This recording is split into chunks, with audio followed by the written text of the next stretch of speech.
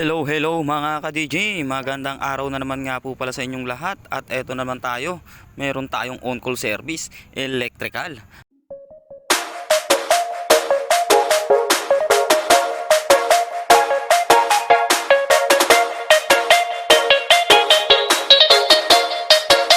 Mag-a-assemble nga pala tayo at mag-i-install ng isang solar light. Solar light na may remote at meron nga pala siyang pinaka-panel. So eto nga pala yung brand ng solar light na ating i-install at ng ating ikakabit. At ito, napakakalat ng ating mga gamit. Ito nga pala yung pinaka-panel niya na isabay natin din na ikakabit. Bali, 4 na piraso nga pala ito, itong i-install natin na ito. At ito napakalaking bagay at napakalaking tipid pagdating sa kuryente. Pag ito atin ng napagana. Meron nga pala siyang remote na tigi-tigisa. At yung remote nga pala bawat isa pwede niyang kontrolin lahat. Opo, kahit ano po dyan sa 4 na solar light kayang kontrolin ng isang remote. Kaya bali may 3 spare pa siyang remote. So ito nga pala yung pinaka-stand niya na ating ikakabit at a-assemble natin. At maya maya pag nakapag-assemble tayo, magkakabit tayo. So ayan, tara umpisahan na natin gawin para tayo maagang makatapos ng ating gawain. So ayan, dito ang kasama nga pala natin si Boss Michael. Ayan nga, pinapaumpisahan ko nang ipa-assemble kay Boss Michael para makita nyo kung paano natin siya ikabit.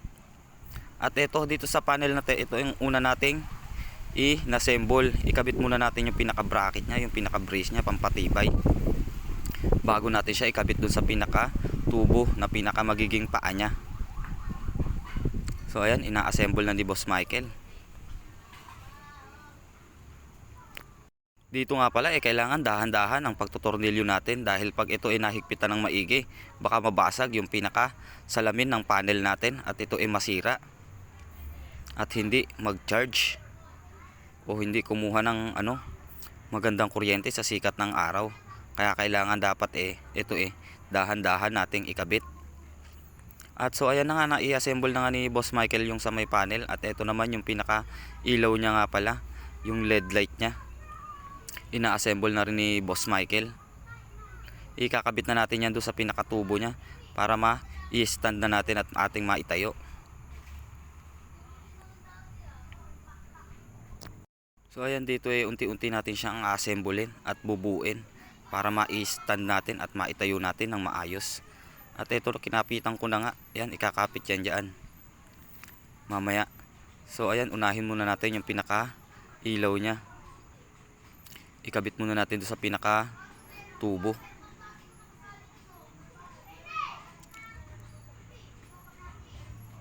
So ayan na nga, unti-untiin natin. So dito na nga, i-assemble na natin at ito i-install na natin sa ating pagkakabitan. At nandito tayo sa pinaka mataas na area. Ito, mataas, nakakatakot.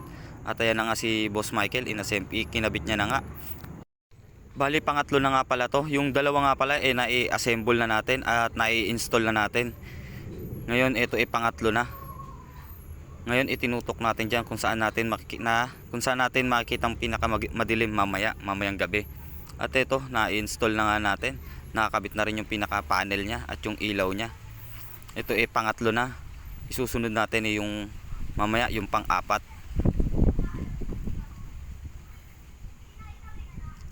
So ayan, nakatapat siya sa may pinaka magiging sikat ng araw talaga. So ayan, hinihigpitan na lang yan ni Boss Michael at tayo ibababa na at lilipat tayo mamaya doon sa pinaka pang-apat natin na i-install para tayo matapos na. So ayan, ang taas ng ating kinalalagyan. Tayo nasa taas. So ayan, bumaba na tayo dahil medyo nakakatakot nun sa taas at saka patapos naman na dyan si Boss Michael. At tayo alalay na lang muna sa kanya ngayon dito sa baba. So ayan, naka-install na. Lilipat na tayo dun sa ating pang-apat na solar light na ikakabit.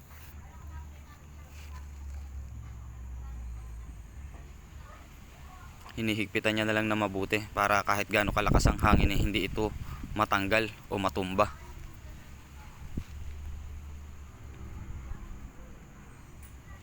So ito, nai-install na rin natin yung pinakapang-apat na solar light.